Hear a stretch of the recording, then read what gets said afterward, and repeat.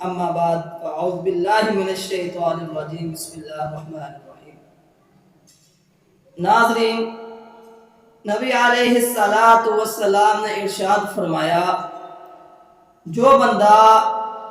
جو شخص رات کو کسی بھی وقت بیدار ہو کر یہ کلمات پڑھتا ہے، یہ کلمات کی تلاوت کرتا ہے،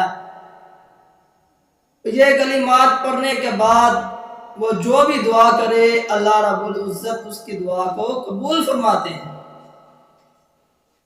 جو بھی اس کی حاجت ہے، جو بھی اس کا کام ہے، اپنے اللہ سے دعا کرتا ہے، اللہ تعالیٰ اس کی دعا کو پورا فرماتے ہیں۔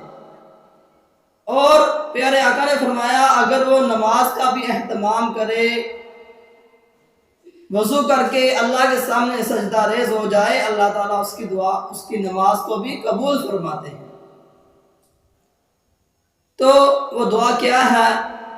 پیارے آقا نے فرمایا، لا الہ الا اللہ وحدہ لا شریک لہ لہ الملک ولہ الحمد وہو علی کل شیء قدیر سبحان اللہ والحمد للہ ولا الہ الا اللہ واللہ اکبر ولا حول ولا قوة الا باللہ العلی العظیم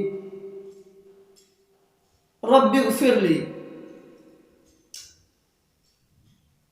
نبی علیہ السلام نے فرمایا، جو بندہ رات کو کسی بھی وقت بیدار ہو جائے، اس کی آنکھ نیند سے کھل جائے، تو یہ کلمات لازمی پڑھے۔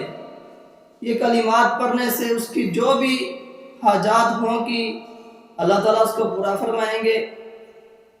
تو بھائیو، رات کو آنکھ کئی وجہ سے بھی کھل جاتی ہیں، ان میں سے ایک وجہ خواب ہے، وہ میں آپ کے ساتھ شیئر کرنا چاہتا ہوں۔ خواب دو قسم کے ہوتے ہیں، ایک اچھا خواب ہوتا ہے اور دوسری قسم خواب کی یعنی خواب برا ہوتا ہے۔ تو اچھا خواب بھائیو پیارے آقا نے فرمایا، یہ اللہ کی طرف سے ہے، یہ اللہ کی طرف سے ہے۔ کسی کو اچھا خواب آئے تو وہ اس خواب پر اللہ رب العزت کی حمد اور ثنا بیان کرے، اور اگر برا خواب آئے تو پیارے آقا نے فرمایا اس سے پناہ میں آئے، اللہ سے